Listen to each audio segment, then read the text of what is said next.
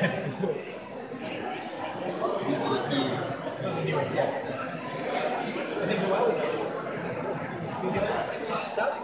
Barwin, smartly in a short-sleeved shirt. I've got way too many clothes on. I'm sweating to death here. One of those rainy days where it's cool outside and warm inside. Look at that. Rob McLennan and Gary Barwin in the same shot. You won't see that in the Globe and Mail, I'll tell you.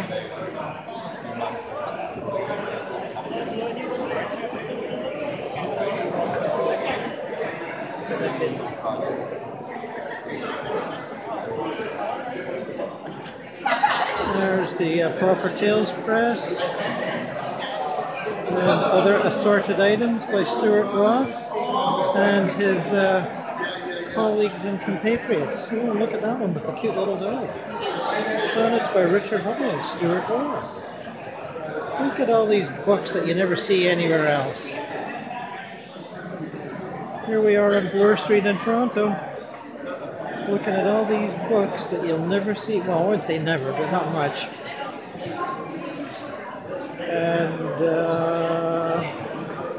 there's the new novel.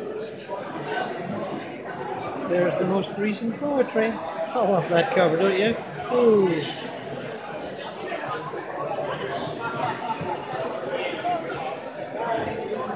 There's an old chapbook by Jim Smith called Convincing Americans. I read that on Poetry Show once, and people went, "Ooh, where'd that come from?" Congrats on your new Dead Cars in Monogrammer. Anvil adventure. Very cool. Here's Brick Books from London, Ontario, that is. Some of their books, always beautifully produced, well printed, and one of my favorites, and Carson's Short Talks. Dennis Lee's Riffs, Janswicky's Wittgenstein Elegies. Lots of good stuff here. Lots of good stuff. Ooh, there's that Monkey Ranch. Didn't we read from that before? I think we did. What a cover. That one won the Governor General's or something. You guys are always winning awards. Congratulations.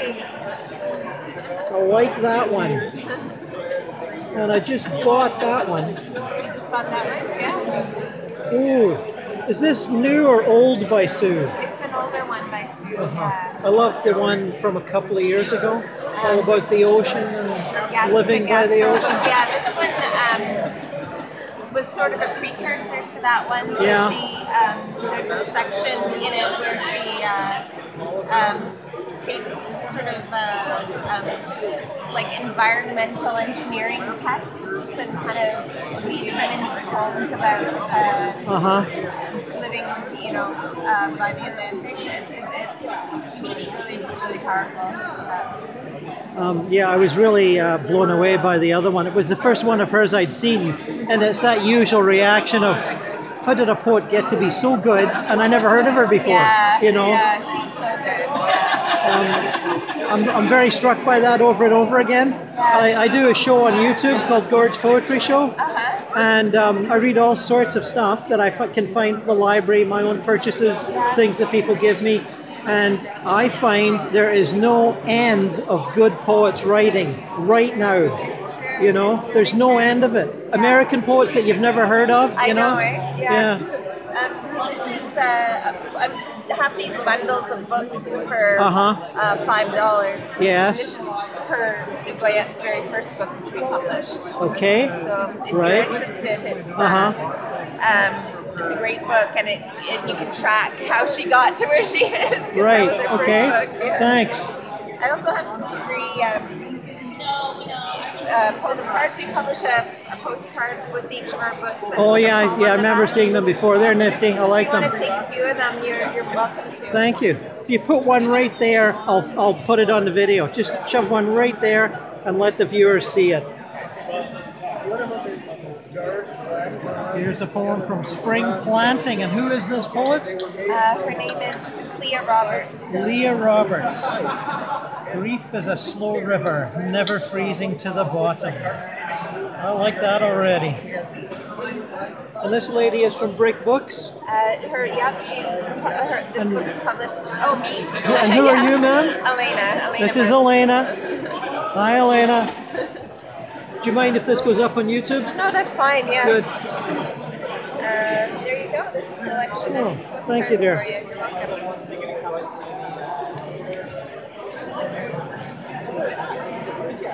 I'm just trying to go around and give people that watch the show. It doesn't get a huge number of hits, 40, 50, 60, but I'm assuming they're all poetry lovers, right? Yeah, exactly. So, and I also do other kinds of videos on different things, and I get an occasional bleed through of somebody that's never looked at poetry before, and they watch one of the poetry ones, and they go, oh, that's pretty good. So I'm pretty happy about that. Not many, but a handful here and there, you know. And I'd just like to say, I think you guys are doing a really good job. I mean, there's a really high quality of the output, you know. And I mean, I know this is an old one, but I just discovered the sort of re-release, and I read some of that on the show. It's really, really good. And was that her first book, and did you guys discover it? The press that discovered Anne Carson. Let us not forget. MacArthur Fellowship Genius, right? Good for you guys. I'm serious about that. I'm not kidding.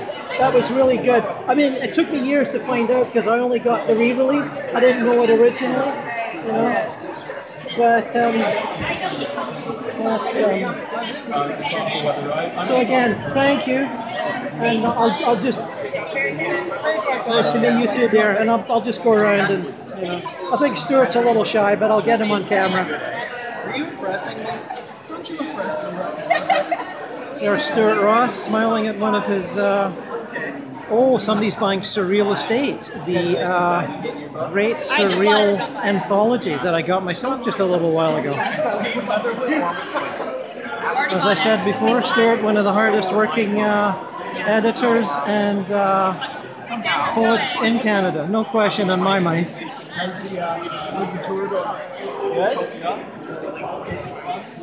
The EP Nico Chapbook Award shortlist people, and I think that's as much for design as content, and who can blame them?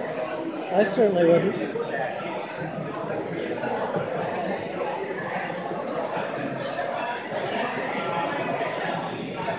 I'm very surprised at just how well this is. Well, there's an interesting cover, don't you think? I like it. And that's where we're at today, the Indie Literary Market. Trinity St. Paul's, Bloor Street West. Come on down if you're in Toronto. Although by the time I get this up on YouTube, it'll be like a week ago. So anyway, here's the support the freedom of the presses, no interference. Barry Barwin, winner of the Leacock Medal this year, Stephen Leacock Medal, for his book Yiddish for Pirates. It's a great one. Hello. It's a really great book.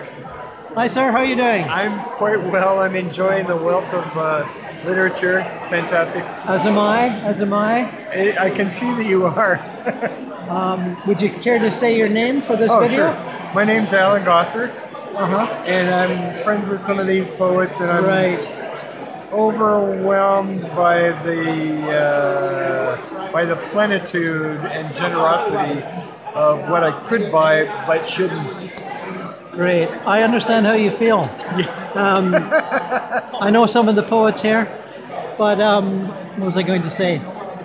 I asked you to introduce yourself because this amateur video will wind up on YouTube as part of a series called Gord's Poetry Show, which is all about poetry.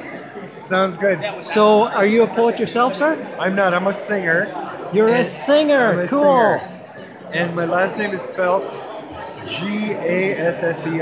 Sounds in German, Gosser, but it looks like something else, which I won't say out loud at the moment. Okay. Everybody What style of music do you do? I sing Georgian folk polyphony. I sing church music. And I sing. What, by yourself? Solo? I sing in groups and by myself and in community. I lead the Echo Women's Choir and all kinds of things. Yeah. Cool, cool.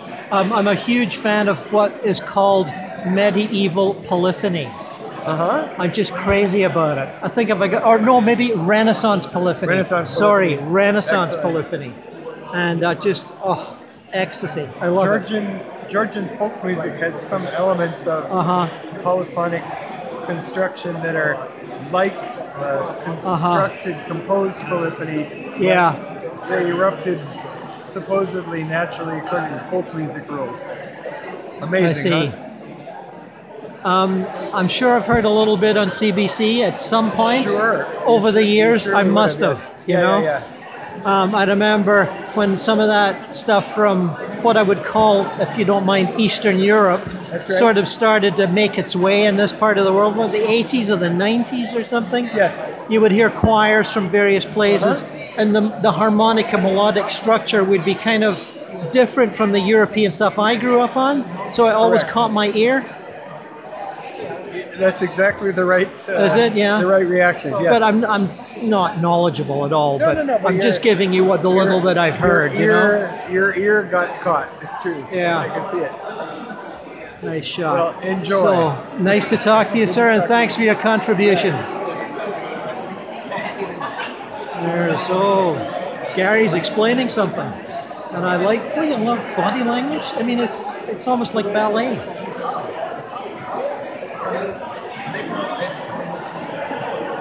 Let's move on here. I know you don't mind the wiggling of the camera because it's all in good fun. And there he is, the man from Ottawa, Rob McLennan. Let's get closer, let's get closer, let's get closer. Let's have a look at the amazing number of chapbooks that Rob publishes. Look at that. But I don't want to knock him over. He'd get mad. And we'd have to help him. See all these nifty, look, Astral Projection by Kyle Flammer. Touch the Donkey. I think that's a magazine. Yeah, it is. The Calgary Renaissance. Missing Persons, a novel by Rob McLennan. Subverting the Lyric. Ooh. Essays by Rob McLennan. Ground Rules, I read from that on Poetry Show a while ago. Imaginary Stories, oh my goodness. The Lover is Absent. No Right on Red. A lovely selection, wouldn't you say? And there he is. Husband, father, editor, poet. Man About Town in Ottawa, although maybe a little less than before. I think we're doing a little more play school than poetry reading right now, but you know, that's life. And I'll be amazed if you can hear any of this because of the noise in here. Look at all these lovely people. I'm very fond of what Jimi Hendrix said in front of audiences in the 60s. He'd hit a big chord and it would reverberate and he'd go in this very stoned voice. Oh, look at all those beautiful people out there. That's kind of how I feel, although I'm not high in LSD right now. But you see all these people, they're all thinking, they're all feeling, they're all engaged to spirits. They're linking their minds in a human chain, communicating and conversing and exchanging. This is what pleases me about literature. All this exchange of thoughts and emotion and ideas. And good day, sir. Sherwood Press. I remember Sherwood Press. I know, I remember you too. Yeah. I don't do much of this anymore, but I do a video series on YouTube called GordsPoetryShow, and this is one of them. Sounds great. Would you like to give your name for the show, sir? I hope you like it. Yeah. John Laughlin, Sherwood Press. Thank you, thank you. John's been, sorry? Still driving a school bus? Well, I'm now driving a Dodge Caravan with special needs children. Been doing that for about the last 10 years. Smaller vehicle. It's just smaller vehicle. They're sensitive children. They need to be just 2 or 3 of them together, not like 50. So there's quite a need for that. Autism is, as you know, spreading through society at an amazing rate, and other related, anxiety disorders and, this sort of a thing. But they all like to go to school. They all like it. They're like, I don't mean they're like, how 5-year-olds are really excited to go. Well, they're kind of like that too, because other than that, they don't get out as much as others do, So it's just rewarding. It's still rewarding. Either driver and yeah, probably counsel them and. That's really the teacher's job, not mine. No, but I do chat with them for sure. Probably patient with others. Yeah, it's community service plus it pays the rent. Another thing. Have you seen many dead souls around here? Bad soul? Dead souls? Not yet. Not yet? Maybe I'm not looking far enough. I thought you sort of... Oh, those guys. Oh, yes, I still do that sort of work, yes. There will be a few because of the church aspect. Christians who feel unworthy of heaven because of their own perception of their own sins, shall we say, they often hang around churches on the physical plane as ghosts. But I'm not making an examination right now, but if I was to come by myself and sit down, you could feel them. Just in the same way, it's their guilt complex. They're hard on themselves, so they think, oh, I don't deserve to go to heaven, I'm going to stay here. Whereas sports fans, they don't have a guilt complex, they just want the good seats at the Gardens and the ACC that they never could afford before. So there's that, but different motivation, But yeah, there's a lot of that. I'm glad you remember that. Thank you. I engage in that work still. Once you realize that you're doing it most nights when you're asleep, you sort of take a back seat. You don't push yourself so hard. At first you think, oh, I got to sit down and meditate and find some lost souls. Well, you're doing it when you're asleep anyway, so, Yeah, I'm sure going to sleeping, a lot of good things happen. Oh, absolutely. That's half your life, aren't you? Yeah. Oh, yeah. A lot of us do that, are out of our bodies when we're asleep. We just don't remember it. That's what I've discovered. And, I communicate with other practitioners and they discover the same thing. So we try to encourage people to pay attention to their dreams. They're not illusions. They're sort of muddled memories of what you were doing, But well, it's nice to see you. Nice to see you. When I finish the video, which will only be about 10 minutes, I'll be back. Okay? Thank you. Which means for small press. There's Rob McLennan explaining things in his amusing way. Right? Let's move on.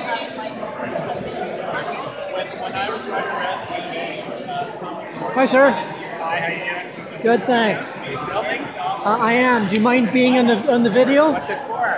It's going up on YouTube as a part of a show called Gord's Poetry Show. I don't often do public events. I've done a couple, and with the noise level, it may not work that well, but I'm just giving it a go. My YouTubes only get about 50 or 60 hits, but because I do other YouTube things that are more popular, I get a bit of bleed through from people that have never read poetry in their lives.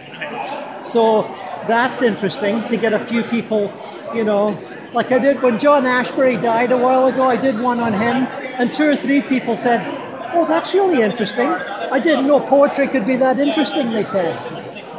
So, there's hope, there's always hope.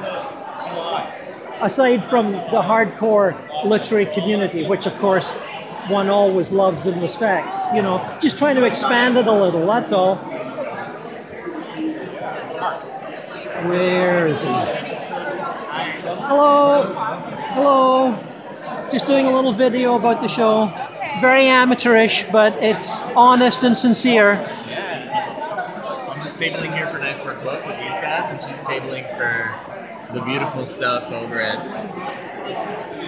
Yes, well, I'm trying to get as many. I'm trying to get as many covers in as possible. Just so people see the huge variety of what's available. Yeah. And they go into a chapters and there's 5 books and they go, oh, not much poetry here, you know? Yeah. Yeah. Look at that one. What is poetry? How you doing? Just kidding. I know you know. Interviews from the Poetry Project newsletter. Now that will be interesting. Yeah. And it's big and thick. It's very big and very Yeah, and that's published by Wave Books. Yeah, it is. A lot of Ugly Duckling stuff here, a lot of New Direction stuff over here, some English stuff too. Now, is this really poems that Emily Dickinson wrote on the back of envelopes? They're the poems that they found in a locked drawer. They were all written on these tiny pieces of paper when she died. Thank you. Those are where they are. Right. If you look inside here, I'll open it up for your... Thank you. Thank you. Here's Emily Dickinson, what she wrote on the back of envelopes. They recreated them as little kind of facsimiles to make them a little more easy to read, which is pretty cool. Nice, eh? It's a very cool little book. Yeah. On the poetry show, I once read one of her letters. Yeah. And because it was so effing poetic, I couldn't believe it. Intensely poetic. Gorgeous stuff. I'm just waiting to see that movie they made about her life. I've got it on reserve at the library. It's coming my way. Good. But I'm thrilled that she's still, revered and followed and loved, And she is very kind of 20th century, isn't she? She's super 20th century. Yeah. I mean, I try to imagine her neighbors where she lived, like, here, look at one of my poems, and they must have gone, huh? Right? It must have been incredibly weird for her day. Weird. I have a feeling she kept a lot of that to herself. Yeah. Well, thanks for your contribution, sir. Have a good one. I hope you enjoy it there. I'll be back when I'm finished the video. I'm almost out of time now. Yeah. Okay, here we go. Hello. Hello. Hello. Just doing a little video for the show. Okay. And trying to get in as many little book titles as I can. Okay. See this? Look at these interesting covers. There's a cowboy one. Oh, Amanda Earle. I know that person. Oh, nice. I met her years ago. Okay. At the Small Press Book Fair. In Ottawa or? No, the one here. Toronto? Okay. 10 years ago. Oh, okay. Yeah. You live in Toronto? Can you capture this small press in real time? He's making. Oh, okay. Thank you. Here's a small press in real time. This gentleman is putting together a book right now. Let's look at this in the few minutes we have left on the video here. What's your name, sir? My name's Michael Castiles. Michael Castiles is making a book right in front of your eyes. I'm pretty excited. I used to do little chapbooks, but the usual copy shop and then the staples. Nothing terribly beautiful, but it was doable. It's a good way to. That's how I kind of started, and then the more that I got making it, the more I kind of wanted to have more of the hands-on experience, I guess, with making it. Great. Well, I hope people that, as I say, I get bleed through from my other videos that are non-literary. Okay. And people look at I say to them, no, when they look at the list, I say, the Gords Poetry Show, that's poetry. Don't get baffled. Right, yeah. But some of them look anyway, so we do get a little bleed through. Okay. Which is, for me, very gratifying. Yeah, it's kind of nice to get people who don't normally read poetry. Yeah. And I'm trying to work a little bit with those young folk that publish on Instagram. Okay. They obviously have no inkling of literary tradition. Right.